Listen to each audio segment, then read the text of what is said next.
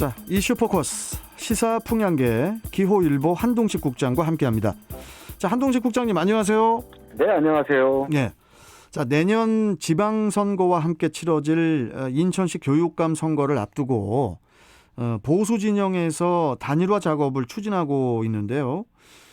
이게 반쪽짜리 단일화가 될 공산이 커졌다고 하는데, 자, 그동안 무슨 일이 있었던 겁니까? 네, 그렇습니다. 이 보수 진영 교육감 후보들이 단일화를 위한 이 경선 참여가 미미하기 때문인데요. 그러면 보수 진영 교육감 후보의 단일화를 추진했던 이 올바른 교육 사랑 실천 운동 본부는 최근 후보 등록을 마감한 결과를 어제 발표했습니다. 그런데 그 경선에 참여할 것으로 예상됐던 인사들 가운데 고승희 전 인천시 교육청 기획관리국장과 이대영 인천시 교원단체 총연합회 회장 등 단 이 두 명만이 경선에 참여하는 것으로 이 최종 결정 났습니다. 당초 이 보수 후보 단일화에 나섰던 인사들을 보면요. 이번에 경선에 참여했던 고승희 전 인천시 교육청 기획관리국장과 이대영 인천 교원단체 총연합회장을 제외하고요. 권진수 전 인천시 교육청 부교육감 그리고 박승한 승희초등학교 교장 또 최계훈 전 인천대 교수 등이 있었는데요. 이들은 경선 참여를 포기한 것으로 알려졌습니다. 네. 그동안에 그 단일화 일정에 합의를 하는 등 나름 단일화 가능성이 컸던 것으로 보여서 더 좀 안타까움을 주는데, 자, 그렇다면은 경선 일정은 어떻게 추진할 예정이었습니까? 네, 이 보수 진영은 이 단일화 방안을 놓고 그동안 이 갑론을박을 벌이다 최근에서야 경선 일정에 이제 최종 합의를 했었는데요. 네. 이 합의에는 좀 전에 말씀드렸던 이 네다섯 분의 후보들이 모두 이 동의를 했고 이 경선에 참여하기로 했었던 겁니다.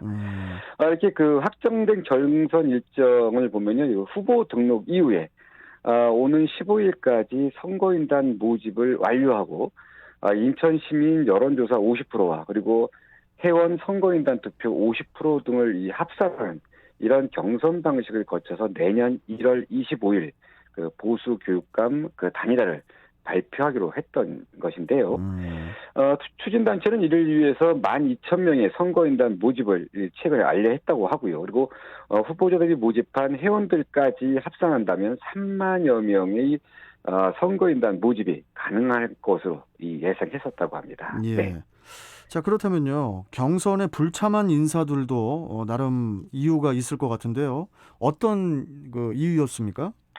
네, 이 경선 일정을 우여곡절 끝에 합의했지만 결과적으로 일부만 등록하면서 이 반쪽짜리 단일화 가능성이 커졌는데요. 이 불참하게 된 인사들의 인사들의 이유를 보면요. 우선 이 박승란 승희초등학교 교장은 이 후보 등록을 신청했었는데요.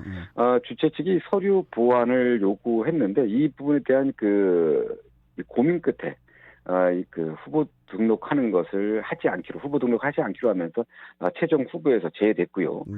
또 단일화 방식에 합의했던 이 최계훈 인천대 명예교수는 이 경선 방식에 합의는 했지만 이번 단일화 움직임이 중도와 보수 세력을 모두 아우를 수 있는 이 통합적인 단일화가 아니라는 이런 판단에 따라 이 경선 불참을 결정한 것으로 이제 알려지고 있습니다. 그리고 권진수 전 인천시 부교육감은 일찌감치 경선 불참을 선언했었는데요. 이 단일화를 추진하는 이 단체가 이 후보를 알릴 수 있는 정책 토론도 없었고요. 그리고 후보자를 제대로 알리지도 않은 채 이 단일화를 추진한다는 등의 그동안 문제 제기를 꾸준히 해왔었는데 그러한 이유로 이 불참을 선언하면서 지금 단 2명만 경선에 참여하게 된 것입니다. 예. 네. 자, 그러면 이 대목에서 잠깐 좀 살펴봤으면 하는 게요. 역대 보수 진영에서의 단일화가 성사가 된 적이 있었습니까? 어떻습니까? 네, 교육감 선거는 간접 선거 방식으로 치러지다 지난 2010년 제5회 전국 동시지방선거를 통해 시민들이 직접 투표로 선출하게 됐는데요. 예. 당시 보수 진영의 나근영 후보가 이 진보 쪽 이 단일 후보인 전교조 출신의 이청현 후보에게 0.35%라는 이 근소한 차이로 당선되기는 했지만요. 보수 단일 후보는 아니었습니다. 이후에도 이 두 차례나 더 이 선거가 있었지만 이 보수 진영은 단 한 번도 이 단일화를 이루지 못하고 이 전교조 출신의 진보 쪽 후보에게 이 고배를 마셨는데요. 이 당연한 게 이 진보 쪽은 이 전교조를 중심으로 이 후보 단일화 작업을 통해서 후보를 낸 반면에요. 그렇네요.